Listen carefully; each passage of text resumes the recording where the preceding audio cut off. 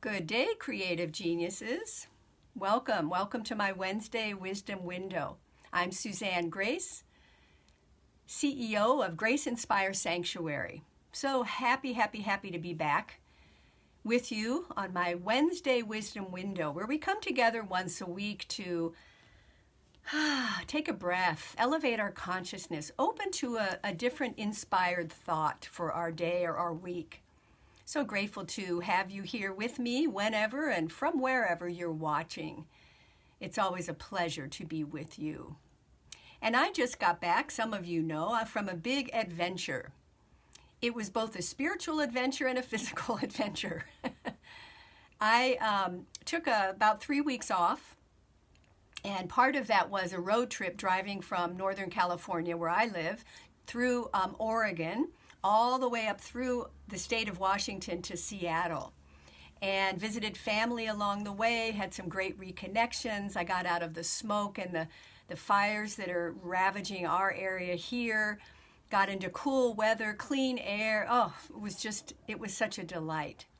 And then I took a 7-day uncruise on a small boat with about 50 other passengers and a lovely crew through the southeast part of Alaska from Juneau. And oh my gosh, seeing glaciers and whales and bears and bald eagles, sea lions, just Mother Nature at her fullest, and fish, and oh my gosh, it was an amazing experience. It was an adventure. And the other thing was, I was actually offline when we were on the boat. I was unconnected. I was unplugged for 7 full days. Imagine that. No texts, no email, no news, no nothing. Well, I had everything around me. It really allowed me to be in the present moment. I wasn't checking my phone. I wasn't worried about, should I be doing this? Should I be doing that? Who needs my help? I just let it go. And I happened to be in the most beautiful area of the United States, Southeast Alaska. But I realized that I can unplug, and you can unplug anytime. Maybe not for 7 days, but for even 1 day. I mean, think about it. Think how many times a day you check your phone or you check your devices. And how many times a day do we stop, take a breath, and bless our life? Thank the universe for all that we have. That's what I was able to do. I just turned my phone off. The only reason I had it on was to take photos. But I found myself feeling so blessed in so many ways from this trip, and realizing that life is precious. Life is a gift, as we know, because there's a lot going on in our environment right now, in our world. The fires around where I live, I know people who have lost everything. The smoke, the hurricane. I came back to hearing about the hurricane. And yes, there's all these things happening. There's people suffering. And at the same time, I am able to bless my life, to thank my life, thank my body. And I'm able to move from any fear and worry into the faith that something is expanding, something is okay in the unseen side. Because I believe that if I can move from fear to faith, I'm free to choose a different experience. I'm not saying those things aren't happening, not at all. But I'm more interested in rising above and staying in a place of understanding and holding a container for everything. So as I unplugged, I was really able to be present with whatever was going on. So I invite you to just kind of try that sometime, to even for a day, turn your phone off and see how it feels. And turn on your inner guide. Turn off the device, turn on yourself. Something like that.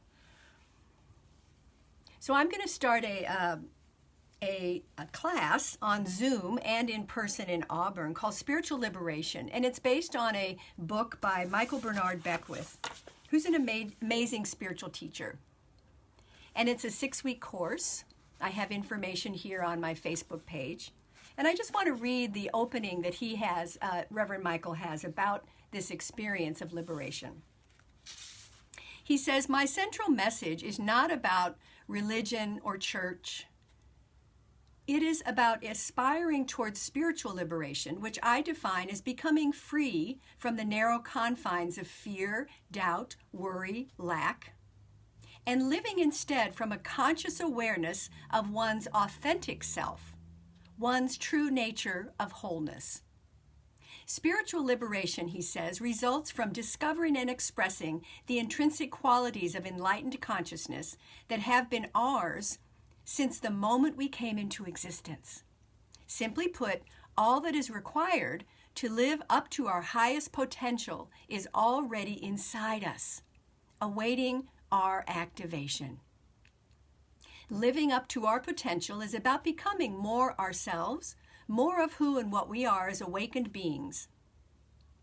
Growing into spiritual adulthood has to do with understanding that we are here to attune ourselves to the evolutionary impulse that governs the universe, which is infinite, conscious, and seeks to articulate itself by means of us."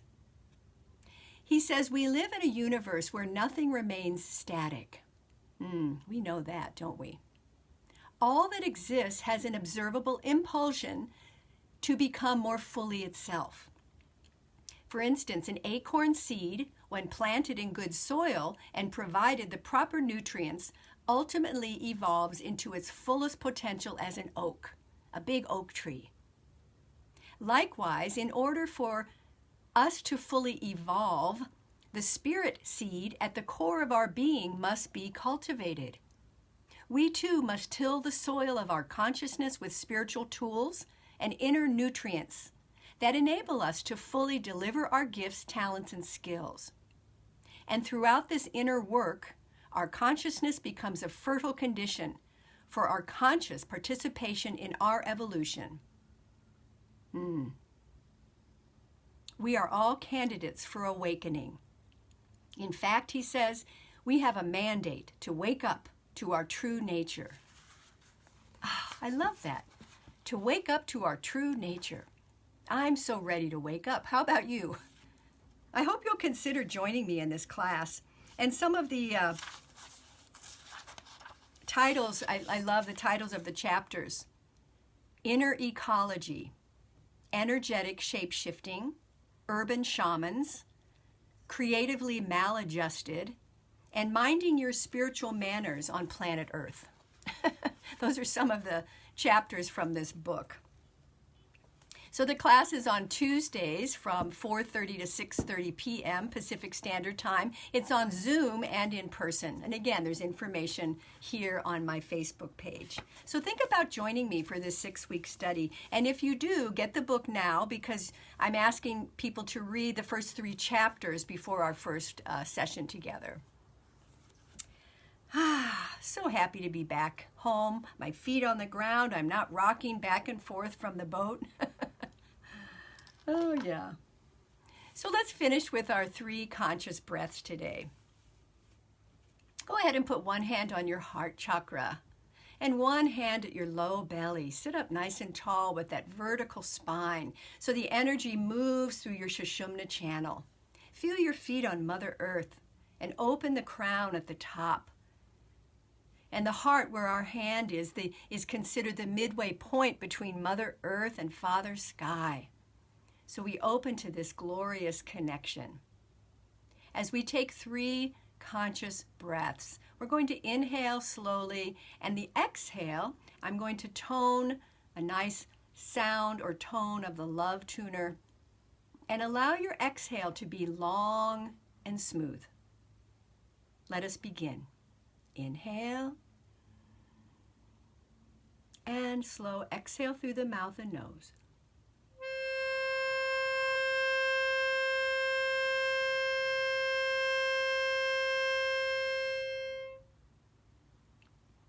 Inhale. With a smile, slowly exhale.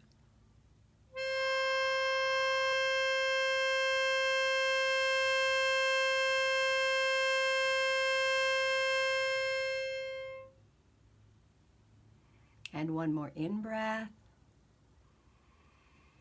And exhale.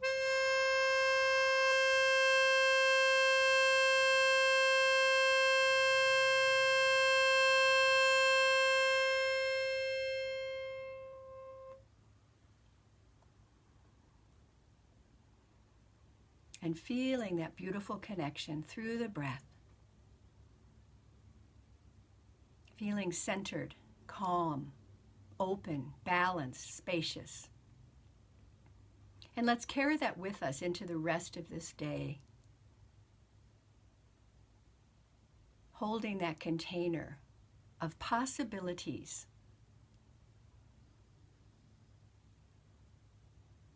Possibilities of good for ourselves and others, especially those that are feeling and experiencing disconnection, upset.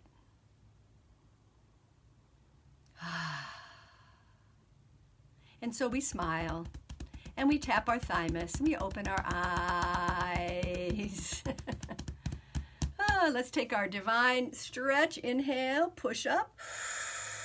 Push that ceiling away. As you exhale, open and wiggle your fingers. Today is a great day. Today is a great day. Today is a great day. Yeah. Thank you for joining me today for my Wednesday Wisdom Window. Check out my website, www.graceinspire.com, and check out this class that I'm going to teach, Spiritual Liberation. I look forward to hearing from you. Thank you for being here. Namaste.